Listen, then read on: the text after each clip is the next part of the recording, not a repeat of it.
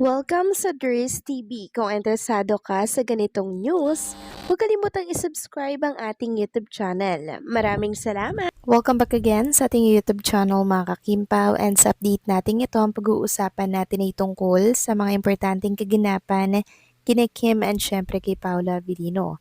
So ang pag-uusapan natin sa update na to ay may kaugnayan po mga kakimpaw sa nangyari po kagabi na talaga namang pinag-uusapan at pinagkakaguluhan ngayon sa mundo po ng social media. So ano ba yung nangyari kay Kim and Paula Avellino kagabi?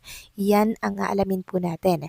Pero bago po ang lahat, maraming salamat sa inyong patuloy na pag-support at pagsubaybay sa mga daily update natin. Kaya naman bilang pasasalamat, narito po ang isang napili kong komento patungkol ito sa naging previous update. Mula ito kay Ginang Norma Dayag. Sabi niya, Dries TV, these are the result of our prayers. To Kimi, that every trials and problems encountered by Kimi, she will surpass it, the help of the Holy Spirit that will soon be solved.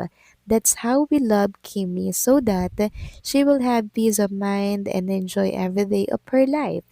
As host of Showtime, there's to be nothing is impossible to God. If you really intend to help Kimi in all her problem, God bless Kimi and Pau. Maraming salamat sa inyong komento, Ginang Norma Dayag. Yes, tama po kayo sa inyong mga sinabi na ito po talaga yung resulta ng mga prayers natin. Tulong-tulong po kasi tayo na nagdarasal at nananalangin na sana po mga kakimpaw, no?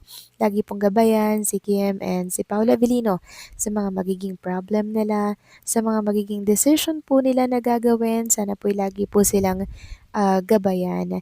'Di ba? And also, ilayo sa kapahamakan at sa mga bashers na wala pong ginawa, kundi po siraan ang siraan si Kim Cho sa social media. So mabuti na po ngayon, medyo humupa na po yung pambabatikos kay Chinita Princess mga kakimpaw. Dahil mga bashers lang naman po talaga ang nagpapalala po ng issue ni Kim Cho and Deraiza May. Pero si Raisa, tahimik lamang po mga kakimpaw at masaya pa nga pong bumati ito sa It's Showtime nung nakaraang araw.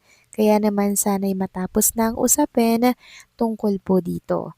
So maraming salamat sa inyong komento, Ginang Norma Daya. God bless po sa inyo and mabuhay kayo.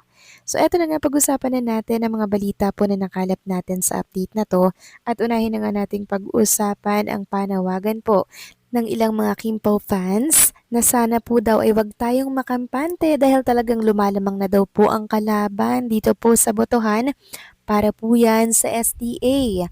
Ayon nga dito, mukhang desididong manalo ang pangatlo. Parang naglabas ang mga benefactors ng milyones. Paktay na, Roleta, pakibigay naman. Yung 100 mo, hashtag Kimpaw, wag pakampante. Sobrang bilis umangat ng pangatlo. Parang feel ko gawin nila lahat siya makasungkit. May milyones. Mga yan, aba mga kakimpaw, hindi po maganda ito. Huwag po tayong makampante na dahil si Paulo po ay naka 58% na vote na, kampante na po tayo. Naku, wag mga kakimpaw. Gawin po natin yung best natin hanggang July 14 dahil mukhang mauungusan si Paolo Avellino nitong pangatlo. Sino ba yung pangatlong yan? Ako, mga kakimpaw, basta suporta lang tayo ng suporta, okay?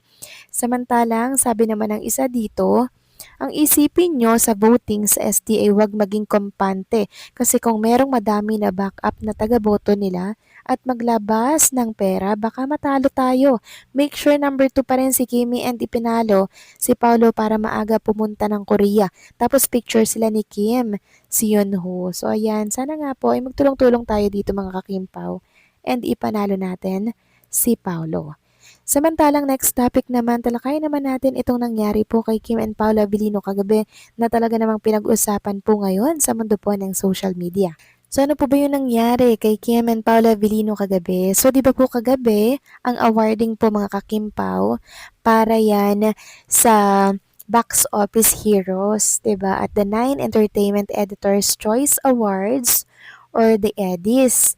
So si Kim and Paula Avellino may award po rito para po yan sa My Love Will Make You Disappear na kung saan ay blockbuster success. Sayang mga kakimpaw. Ang dami nang hinayang dito kasi wala nga po si Kim and si Paula Avellino. Napagdesisyonan po talaga nilang hindi na lang umattend dahil busy rin sila marahil mga kakimpaw. Kaya ang tumanggap po ng kanilang award ay yung isa po sa mga kasama nila sa movie, si Attorney Nico Antonio. And lubos nga po ang kanyang pasasalamat in behalf of Kim and Paula Avellino daw po mga kakimpaw. So siya po ang pumunta doon at nag-represent para siya po yung tumanggap. So kahit hindi po nakapunta si Kim and Paulo, meron naman pong ah, nag-represent ng para po sa kanilang movie. Pero syempre iba pa rin talaga pag si Kim and Paula Avellino po ang andon.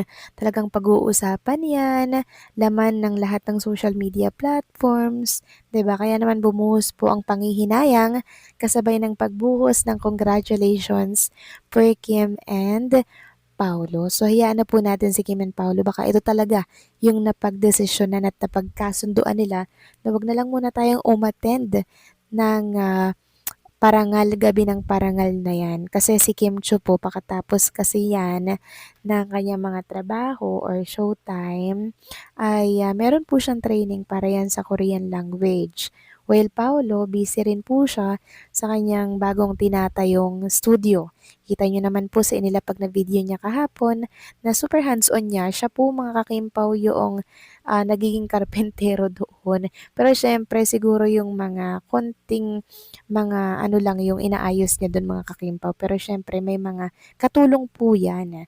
Kung bagay hands-on lang talaga si Paulo sa mga tinatayo niya po na business. Talagang nagmamadali at kuspusa na po sila sa pagtatayo ng mga business kasi may plano atang maging direktor si Paulo. Hindi na po siya mag-aartista soon. So ilang dekada na rin po mga kakimpaw na artista itong si Paula Avellino, kaya it's time nga naman na magbago po siya ng porte niya, 'di ba? Pasukin niya naman po ang pagdidirektor and syempre ang pagiging businessman. So marahil nag-celebrate na lamang daw si Kim and Paula Avellino para nga po dito sa kanilang award na natanggap. Nag-celebrate sa likod po ng camera.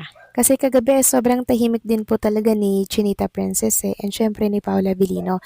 Pero sa mga susunod po sigurong araw, pag natanggap na po nila yung award nila, magpapasalamat yan mga kakimpaw sa award na natanggap po nila, lalo na si Kim Chiu. Talagang maggagawa pa yan ng video greetings para po magpasalamat sa pag-recognize sa kanila. Knowing Chinita Princess mga kakimpaw, thankful and grateful po yan sa maliit or sa malaking bagay. Talagang pinagpapasalamat niya talaga yan mga kakimpaw. And kaya marami po ang nagmamahal talaga sa kanya dahil sa kanyang pagka-down to earth at pagpapahalaga po sa mga taong nakakasalamuha niya at mga taong nakapaligid po sa kanya dito po sa showbiz industry. Again, congratulations Kim and Paula Avellino. So kayo ba mga kakimpaw, anong masasabi ninyo dito? Please comment down below.